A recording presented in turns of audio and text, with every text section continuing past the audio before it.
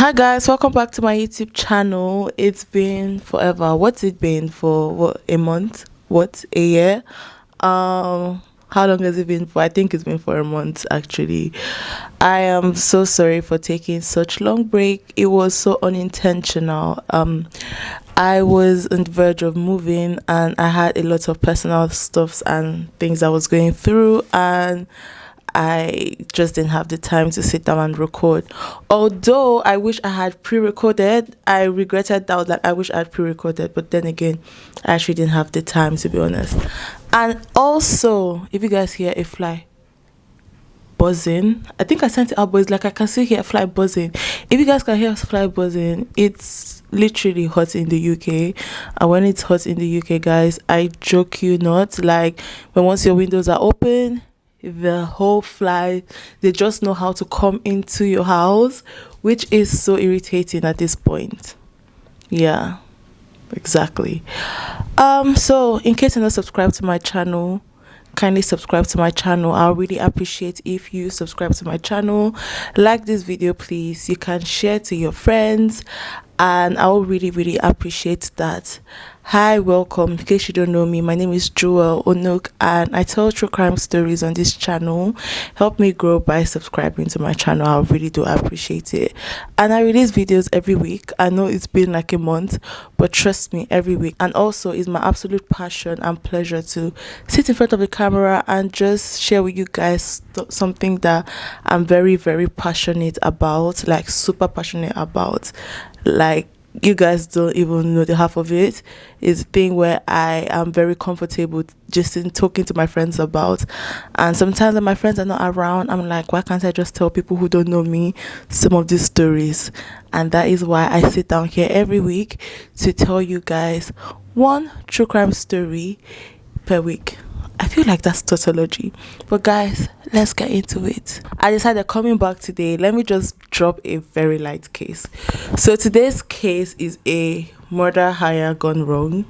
And it's very refreshing because, like, whew, let me just start off with something very light. So we know that when it comes to relationship, when it comes to friendship, when it comes to family, your siblings, your brothers, everybody, we know that there can be one sort of misunderstanding or the other, and this can either make or mar the relationship.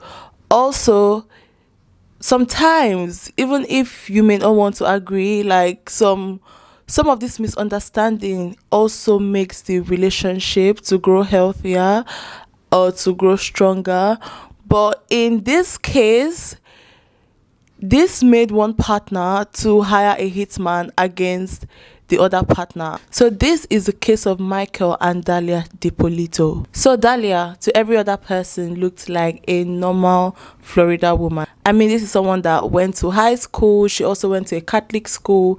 She just grew up like a normal Florida woman. She even went further to get her real estate license. So it looks like life was just going well for her.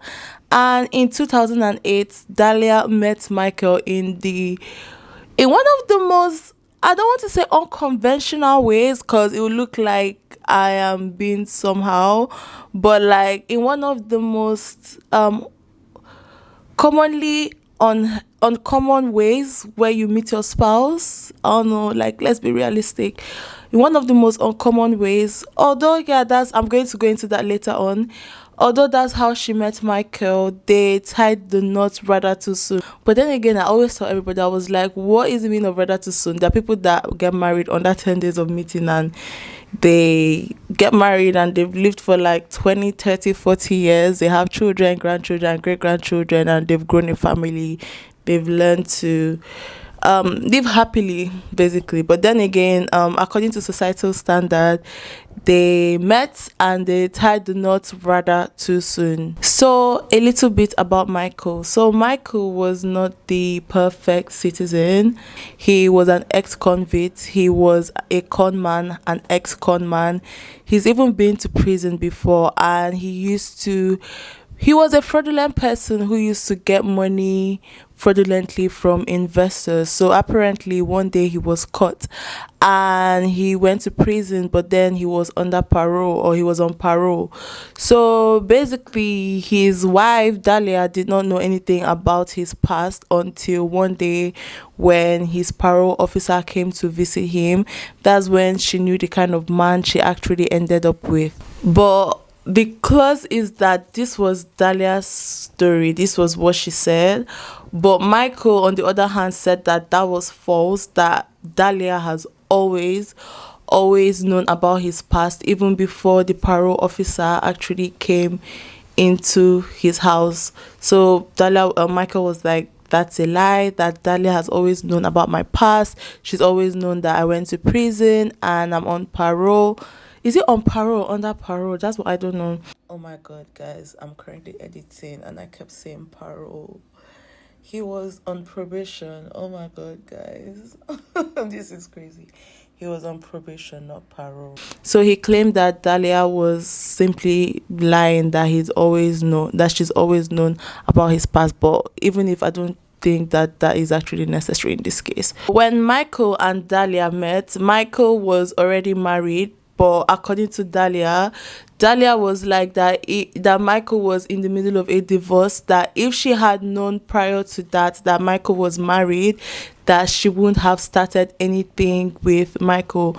But because when she had met Michael, she fell in love with Michael, she got into a relationship with Michael, and obviously Michael was in the middle of this divorce, so she had to, wait around for the divorce to be over. But according to her, she was like, if she had known prior to starting anything with Michael, that she doesn't think, that she knows for a fact that she wouldn't have done anything with Michael or been in a relationship with Michael. But however, be it as it may, this is not any reason, like all this I've mentioned is not any reason why anybody should hire a hitman against their partner. Remember when I said that Dalia was working in real estate, or she had a real estate license? You would think that how they met was, Michael wanting to buy a house, and then he met this beautiful girl in suits and skirt or trousers, or is it, what's the name of that Netflix show? Is it Chasing Sunset? Is it Chasing or Buying Sunset, or is it Buying Tampa? One of them. You know how they dress to get customers. You would think that maybe Dalia and Michael met that way, because if you hear she's a real estate, it doesn't matter for you to think that way. But apparently, no. So how did they meet? So how they met was, or the situation that made them meet was, Michael ordered for an escort service, and when he ordered for an escort service, the person that showed up to him was Dalia. So that night, Dalia came up to him and the two hit it up from there. Dalia and Michael, that night, according to Dalia, she was like that Michael was a very attractive man, and that night they were cuddling in bed all through, and they literally couldn't get their hands off each other. And according that time, Dalia, obviously Michael was still married at that time, so when the two had hit it off, Michael divorced his wife, and when he divorced his wife, they got married 5 days after his divorce. Which, yeah, I can see why people say that it's too soon. Yeah, it's, but then again, I'm like, what exactly is too soon? So 5 days after his divorce, Michael and Dalia, they got married. I'm not gonna lie, personally, I don't think I'm going to marry someone 5 days after their divorce. I feel like I would need you to process your divorce, because divorce proceedings is not for the weak. Do you understand? Especially when children are involved. It's really not for the weak, because you would have to go through lots of, I don't know, I've never been divorced, I don't know anything about divorce, but I feel like you have like court hearings here and there, properties trying to be divided. I feel like minus the physical strength or the physical stress you'll be going through, I feel like also mentally it will kind of affect you too. And obviously when the divorce is final, when the stamp is there that the divorce is final, I feel like I would like to give you some time to just sit down and just process the whole stress you've been through before I think of wanting to get married. Even me personally, I feel like if I get divorced, I would not jump into another marriage 5 days after. I've done it for a relationship before, but but relationship is different from divorce, because even in the relationship you realize that, oh yes, I'm actually not process this. Do you understand? Talk more of marriage is like a legal binding. I feel like I've digressed, but like I hope you guys get the point. To the normal eye, to their neighbors, to everybody that knew them, it looked like the couple was living peacefully. They had this happy married beautiful life. But 6 months after their marriage, the police actually discovers that Dalia is trying to murder the only lover of her life, her husband. Finds out that Dalia is trying to murder Michael. You know what, guys? Let me lead you through the process. This case is so refreshing, and this case is so it's kind of funny. Like, not like funny, but like when you watch the investigation process when Dalia was being investigated by the police, it was like drama. It was drama, I'm not gonna lie. It was like I was watching a Nollywood movie. It was like a movie. And you know what? I think I'm skipping ahead of myself. So, like, let me just come back to where you guys are. So, like I said, let me lead you through the whole process of Dalia trying to hire someone to kill her husband. After Dalia and Michael got married, they looked like this peaceful, happy couple. Dalia got back, she reconnected with her ex-lover Mohammed, and she told Mohammed that she wanted to get back with Mohammed and she wanted to be with Mohammed. But obviously she was married to Michael. So she said she wanted Michael out of the way. Okay, before she said she wanted Michael out of the way, she used to plant drugs in Michael's car. So when she plants drugs in Michael's car, she would basically like give an anonymous tip to the police, and the police would come and stop Michael, and then they will see the drugs. And Michael, like, you know, when you're driving the car and then police stops you and you're very confident that, okay, yes, I don't have anything in my car. And again, he was on parole, so obviously Dalia knew that he was on parole. So at that point, when you're on parole and then they find you with things you're not meant to hold, you're likely to go back to prison. So Michael is driving and the police stops him. They find drugs in his car, and he's very confused because he's like, why is there drugs in my car? Because he knows for a fact it wasn't him. But the last person he actually thought of was his wife. He thought that he never thought that his wife would do that to him. Actually, he actually thought that maybe it was his, like, you know, his one of the people that he's wronged, or like someone who doesn't like him. So, but anyways, I know the police caught these drugs in his car, but at the end of the day, the police did not apprehend him because he managed to, you know, talk his way out of being arrested and gave explanations. And I feel like the way he spoke to the police actually knew that he was genuine. Or do you ever feel that something's not right with her? About a month and a half. Right away. The money starts disappearing. I had drugs planted on my truck. I came out one day and we were leaving in the morning, and an officer approached me, is this your truck? I said, yes it is, and I didn't know what he wanted. He goes, can I search it? There's been activity on it, someone called, and I'm like, absolutely, you can search it. The officer searches the truck, there's nothing in the truck, he lets me leave. The next day I went to get gasoline in the truck, there was drugs in my gas cap. So what do you suspect it planted it? A hunch was my wife. Okay. What would her motivation be for doing that? You're on probation at the time. At that point, yes, and at that point she already had stolen $100 and some thousand from me. I lost $240,000 with this girl. That's why today, honestly, I'm not very surprised.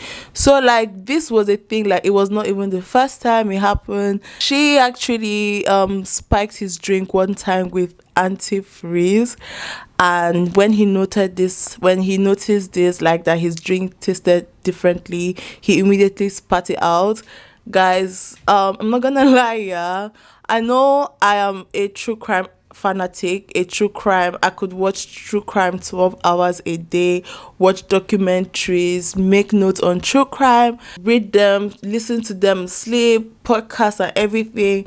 And I've heard so many so many cases of people killing their spouses with antifreeze, but I had never ever for once googled what antifreeze was. I'm not gonna lie. So actually, it was last month that I knew what antifreeze was. I don't know if that's embarrassing because I don't have a car. I am solely transportation person, even though I'm learning how to drive. But I'm scared of driving. I don't know why. I have to beat that fear. So I'm with my friend. She parks her car in my house, and we're just gisting. And she's with her mom, and then she's putting water in her car, like you know when you put water in the car, and then she's like, "It's true. Let me get the antifreeze." I'm like, "Huh?" She like antifreeze. She was like, "Yeah, I'll just use that instead." And I was like, "Huh?" I was like, "Do you know this is what people use to kill their spouse?"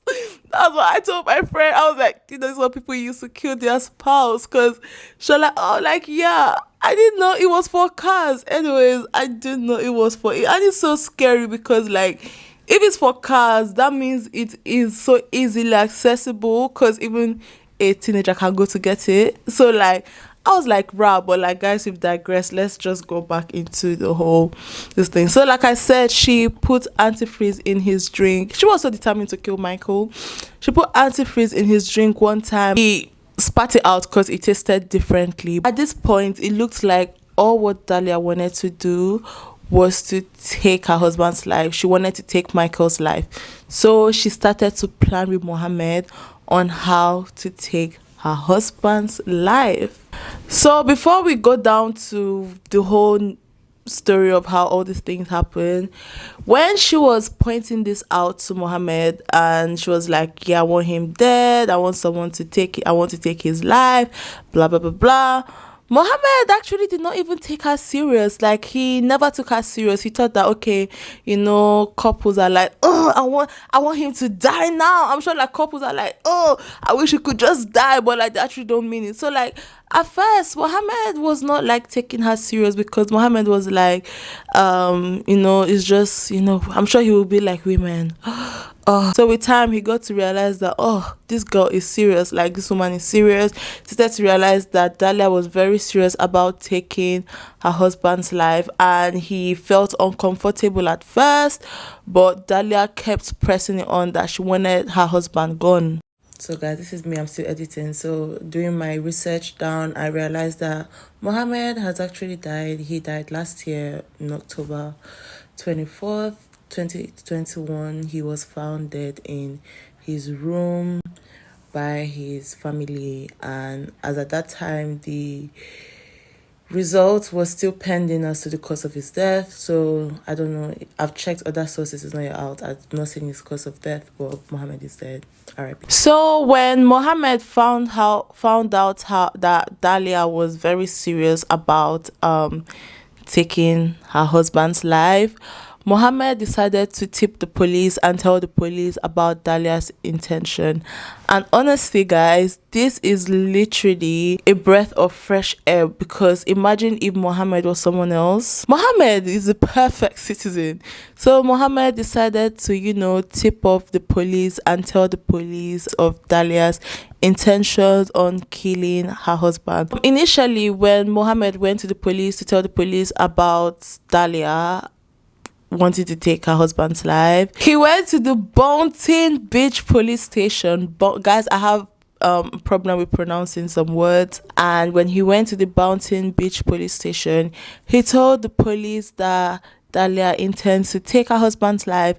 Initially, the police, they were very reluctant about the situation. Like, I mean, sometimes these police, they get on my nerves, honestly speaking. And sometimes when they're meant to do their job, they do not do their job. And when they're not meant to do their job, they overreact. Like, there's one, let me not even digress. Anyways, so the police initially, they were very reluctant about the whole situation, but then again they were like, you know what, let's just carry on. So they actually decided to work with Mohammed and actually planted a secret agent to act as fuck. They actually, and then they assured Mohammed to work with a secret agent to act as an assassin Oh my god, that was so hard, to act as an assassin so that they can get enough proof that Dalia wants to kill Michael, or wanted or was planning to kill Michael. So the policemen, they fitted Mohammed's car with cameras. They put cameras in Mohammed's car, and then Dalia came into the car, and then they're having discussion. And Mohammed tells Dalia, and Mohammed is like, the hitman, the assassin, he wants $7,000, but he wants you to also make a deposit of $1,200. So obviously Dalia agreed to this, and the police, after everything, the police, they got the tape, they watched the tape, they were like, okay, we're getting somewhere, this is evidence one.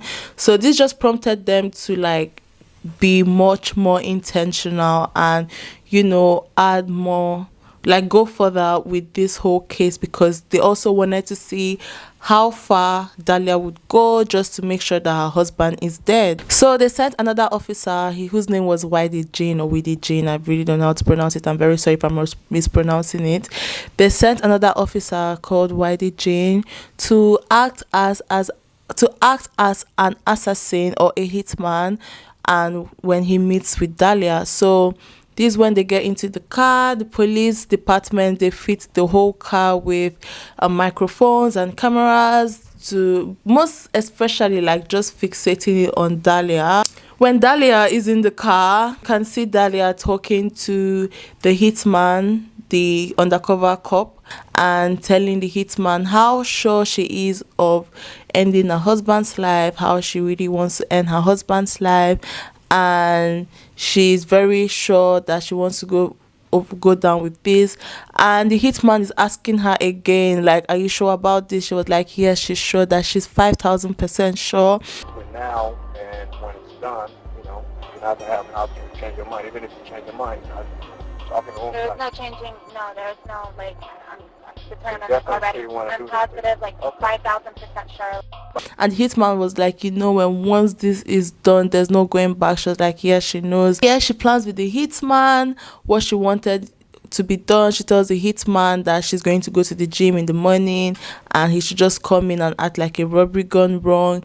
That at the end of the day, like, she's like, who do you think they'll suspect? Think they'll suspect me, a widow? She kind of like already had the whole picture in her head, because she was like, she'll be the last person they will suspect, because again, she was in the gym. Obviously she had the gym as her alibi. I'll go to Boca, or I'll go somewhere else. But Like an alibi to be somewhere. Right, They right, can I'll verify go- when it happened. yeah, I'll go get my hair done or something, or I'll be somewhere, but I need to go out of town. I never go anywhere. Right away, everyone's gonna be like, oh, what a coincidence. You never go anywhere, and the day you leave, it happens. So, okay, after he kills him, whatever, your mom and all of them are not gonna, like, his mom is not gonna get suspicious of you or anything like Why that? me? Like, do you know what Didn't you killing say somebody that? is? Yeah, but killing somebody, come on. I mean, that's, you know, nobody's gonna be able to point a finger at me. I'm gonna tell him, like, these guys went in, like, he's been bumping into guys. I'm gonna tell him about the guy at Target that we ran into, the weird guy that lives in our neighborhood too, that's on probation for something else. I'm gonna throw all their names in it, I don't care. So obviously she would play the victim. So she's telling this hitman, she was like, don't worry, everything is going to be fine, and nobody's going to see you, so nobody's going to suspect you. It's just be like a robbery gone wrong. And she's very sure. Even like when the hitman is asking her, like, are you really, really sure? She's like, yes, I'm very sure. Nobody's going to know. I'm 5,000% sure. And basically she's very sure, and she's very adamant that she wanted her man gone. So the undercover policeman, he was like, okay, since you've agreed to this is fine. He told her the day that he was going to come, and he was like that he should make sure that Dalia is not around the vicinity around that time. And Dalia is like, yeah, sure, I'm not going to be there, trust me, I'm going to be somewhere, like I said earlier. Before 6 a.m. on August 5th 2009, Dalia, she drove to her local gym, and then then she was 26 years old, I guess. She got a call from the police, and the police called her and was like, can you come to your home immediately? Before I move further, before the police actually called Dalia, the police had reached out to Michael, because like when they had gone to Michael's house, Michael was sleeping. So the police had reached out to Michael, and when they opened the door, you can see in the video when the police, they opened the door, and then Michael is shaking their hands and they're like, don't worry, you're not in trouble, your wife is planning to kill you. They whisk Michael away and then they take Michael to the police station or to a secured place, so it will look like Michael is dead. Police department, open your door. Sorry, Yes. Sergeant Sheridan, Point Police Department. Hi. Can I talk to you? Yes, for sure. Let me tell you something. You need to come with me to the police station. You're not in trouble. Your wife has hired a person to kill you. Relax, just take, relax. take it easy. Take a deep breath. Then sit down. Yeah, I'm not kidding you. yeah, just take deep breaths. I want you to put on a shirt and come with me to the police station. Can you come with me? Sure. Madam? Of course I will. Just, Yeah, I Can I want to. tell you, just, I don't know what, this is a little weird. I know it is. Let's go upstairs. For Just whatever let- reason today, like I'm sick, man. I I had know. surgery on my back, went to the gym. I know where she's at. We don't have much time. And after that, that's when the police calls Dalia, and then they call Dalia and then they tell Dalia, they're like, see, can you come to the house immediately? I need you to call me as soon as you can, ma'am. It's urgent. Sergeant Ramsey, can I help you? Is this Miss Police? This is Sergeant Frank Ramsey, Boynton Beach Police Department. We're at your residence, ma'am. Are you nearby? Ma'am, I need to talk to you. It's very urgent when you come home. It involves your husband. There's been an incident. Okay, can you come right back to your residence, please? Ma'am, I'll tell you everything you need to know when you get here. And that's when Dalia goes to the house. And when Dalia goes to the house, she's met with this amount of police officers, and then there's like a video, like people are holding cameras. So basically, during that day was when, I don't know if it's that day, but during that time, that's when they were doing this show called Cops. So obviously this was going to be a very perfect episode to the whole Cops series. So Cops themselves, the show Cops was also airing and recording at that time. So that was when obviously there was a whole camera crew there and everything, and then you can see where Dalia is walking up to the police, and then the police is like, oh, are you Dalia? We want to tell you that your husband was killed this morning. And before the police even says anything, like, she's crying. And sorry guys, I have watched that video more than 10 times. I'm not even joking with you guys. I've watched that video so many times, and like, you can see the bullshit through the whole action. I'm not even joking, guys. You can see the whole BS, like the whole BS. The cry, like, even if you didn't even know the story, like the way she even burst out before even like hearing anything, like, oh my god, like she just Dippolito? I'm Sergeant Ramsey. I'm the one that called you. Thank you for coming. I'm sorry to call you. Listen, we had a report of a disturbance at your house, and there were shots fired. Is your husband Michael? Okay, I'm sorry to tell you, man. He's been killed. He's been killed, man. Listen. She just cries immediately. I feel like if it's a thing where you feel like, oh, you hear that your significant other, guys, fly, oh god, it's gone now. Oh my god, it's gone now. Oh my god, I have goosebumps. I hate flies, I hate cockroach, I hate insects. Like, they make me so scared. I hate when flies are buzzing. Like, if it's a thing where you found out that your significant other is being shot or being arranged, I feel like, first of all, you express shock. You're like, like, God, I really don't know how to act. like you would be in this state of disbelief, and then I feel like that's when it will process that this has actually happened, and then you bust out. But like, when she approached the police, it felt like she was ready. She already planned or knew what she was going to do, and she was like she put this whole fake tears, guys. I'm just going to put it so you guys can judge, so you guys not be like, oh, I'm just over talking. Listen, we had a report of a disturbance at your house, and there were shots fired. Is your husband Michael? Okay, I'm sorry to tell you, man. He's been killed. He's been killed, man. Listen. She put this whole fake tears out there. She's just crying, and the police was like, oh, we're very sorry, you're going to have to follow us to the station, that. And my favorite bit is when she was in the station, guys were getting there. Oh my days. This case is one of my most favorite cases. I used to think it was Jeffrey Dahmer till I got this. I was like, this is so refreshing. Anyways, guys, so the police, they take her to the station. Obviously, she thinks she's going to the station. Okay, before she goes to the station, she wants to see her husband's body, to confirm if he's really, really dead. And the police is like, no, you can't see it. This is and this is now a homicide case, and this is a crime scene, so you cannot come in. She was like, I want to see him. Oh God, hope I'm not mixing up cases, because guys, I've been reading a lot of cases. You have to follow us to the station. This is now a homicide case, this is now a crime scene, so we won't want you to go in. She insists, but I think she wanted to see him just confirm that he was dead. Obviously, they take her to the police station and they put her in one of the investigative rooms, and then they asked her, they sat her down, they're like, oh, we're so sorry this has happened. They now asked her, they were like, oh, do you know if Michael had any enemies? She's like, no, she doesn't know any enemies that Michael has had. Are you sure that you don't know anybody who want to kill your husband? You wouldn't want to kill him, I hope. Not at all. And then they brought in one man. So the man was meant to be the hired assassin, but obviously then she didn't know he was a police officer. So they brought him in and they were like, do you know this man? She was like, no, I've never seen him before. I don't know him. They're like, look at him again. So like the man is, I think he was on a gray shirt, so like he's been handcuffed. They're like, hey, come here. And then they bring him in. They're like, do you know this man? Look at him well. She was like, no, I don't know him. Then they told him to go. Bring this guy in here. Get over here. Get over here. You know who this guy is? No, You've never seen him before? I've never seen him before. That's an undercover police officer. We filmed everything that you did, recorded everything that you did. You're going to jail for solicitation of first-degree murder on your husband.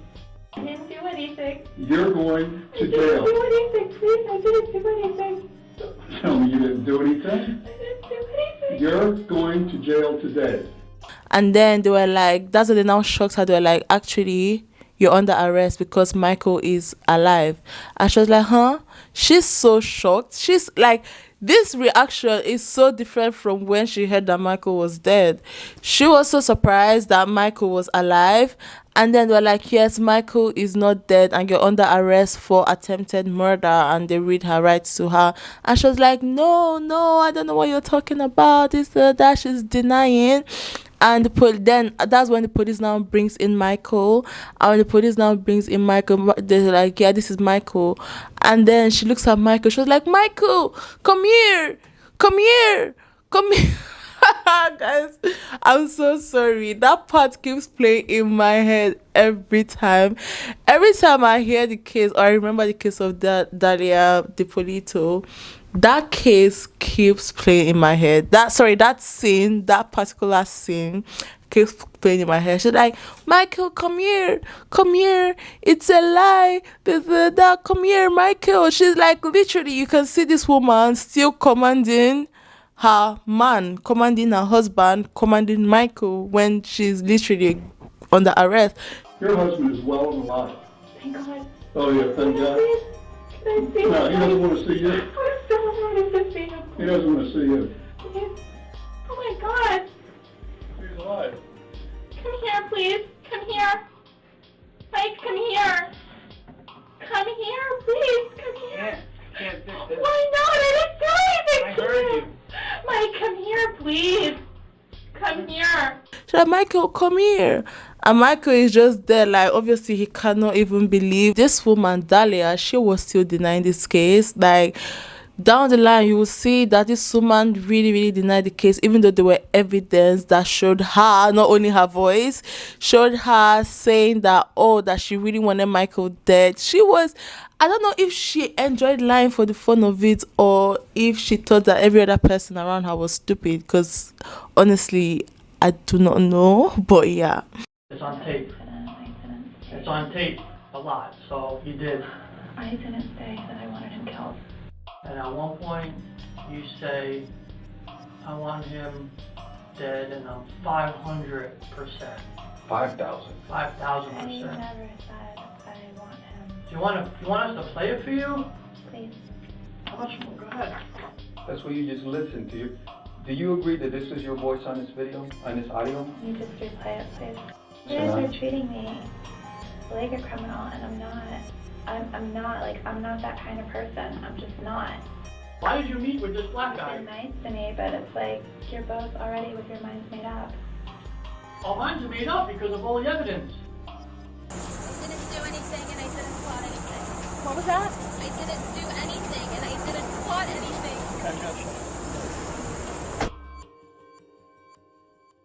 So when it comes to the case of Dalia Dippolito, it comprises of 3 trials and 2 convictions. So the first trial took place in 2011, and this is where the prosecutors, they actually showed all the proof of the video and the audio proof of Dalia negotiating with the hitman and with Mohammed that she wanted Michael dead, she wanted to kill Michael.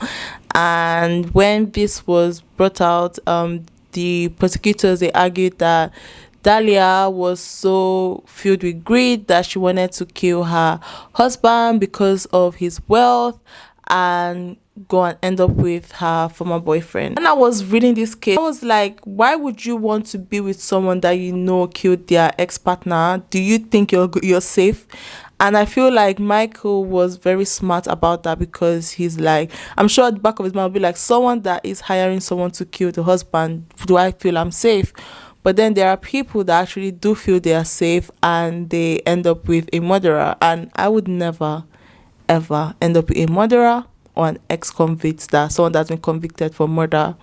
I would never. I am so much of a true crime addict to have heard so many stories that it is love gone wrong. That is love. There's always a love gone wrong. And I would never, ever end up with someone who has been convicted and proven to murder somebody. I would never. I do not even care. I would never, because I would never feel safe. I would never be able to sleep well at night. I would never, ever. I'm so sorry. I'm digressing. So I am so happy that Mohammed actually involved the police in this. So like I said, the prosecutors, they actually argued that Dalia wanted to kill her husband, take all his wealth and go back to her ex-lover. But like, why can't he just do a divorce? And also, like, 6 months ago you were living without his wealth. Like, you were living without his wealth. Like, people are actually greedy. So that is actually greed. Damn. They also like read out clear text messages between Dalia and Mohammed, her ex-lover. And when they read this out, it was evident that, Dalia wanted to go back to her ex-lover. But then Dalia denied that she's the one that wrote those messages. She said that it was Michael that wrote those messages. But of course, the police, the jury, the court was not buying it, and they said that Dalia was guilty and her intentions were pure evil, and they sentenced her to 20 years imprisonment. However, in 2014, the case was appealed because Dalia's defense appealed the case because they were like that the first jury was not carefully selected. I think there was a breach in the jury selection. I think there was a flop. I can't really remember, but the first jury was not fully accepted. So in 2014, the case was overturned, but Dalia was placed under house arrest and she got pregnant during this house arrest and she had a son. Third trial, so remember the first trial was 2011, then 2014 was the second trial, and the third trial was in 2017. So this is where Dalia's team says that that this was all a plot. That this was all a plot by the policeman, Mohammed, Michael, to, because obviously, like I mentioned earlier, this show Cops was showing. So the defense argued that this was a plot on the Bounty Beach police station to become famous, because they knew that the show The Cops was coming to their area or something like that, and they decided to use this as a means to become famous and just basically be in this reality show. And unfortunately, Dalia was the victim, and Dalia is very innocent, which is a very, very useless excuse. I don't know who our attorneys were, but that's a very useless excuse. Number one, nobody pointed a gun to your head for you to say, oh, I'm 5. And by the way, 5,000% sure was very famous. That wording was like, I'm 5,000% sure. That is what she's even most famous for. Nobody pointed a gun to your head to tell you that, oh, you should say you're 5,000% sure. There are videos and evidence of you going out, speaking to this hitman, telling this hitman to, kill your husband, and then all of a sudden you said the police is against you is a plot. Like, how is it a plot if you're involved? Anyways, Michael came forward to say that he's not part of any plot. He actually refuted these claims. He was like that he does not know, they don't know what they are talking about. And trust me, that was a very, very lame excuse. I don't know how they sat down and just brought that into existence. Like, how? Do you understand? If Dalia was a child, like maybe 5 years, it could have been arguable. But like, this is a full-grown adult, like 26 years at that time. So it just didn't make sense. Again, she was still found guilty. The jury, the judge, the court, everybody down to the clerk still found her guilty. And she was sentenced to 16 years in prison. But like I said, she was on 8 years house arrest already. So she just had 8 more years to be in prison. And there's even a phone call of when, do you know this? I don't know if she's just delusional or if she's, I don't even know. While in prison, while all this evidence is out, like, it's just known that, yes, this is what this woman did. She was planning to kill her man. Can you believe that there's even a phone call in prison of when she called Michael and she's still telling Michael that they're all lying against her? Oh, God of mercy. Oh, my God. Like, she's so delusional. Her attorney is so delusional. All of them, I feel like maybe they should belong to the same group, because how can you be so delusional? Like, we literally, it's not like it's your voice. You know, some people sound like someone, but it's literally you. Like, it's literally you. Oh my God, Dalia. She's so beautiful. Like,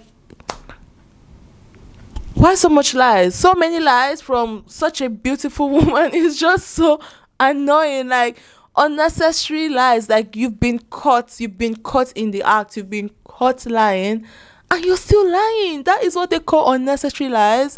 Like, nobody's going to beat you, already in prison.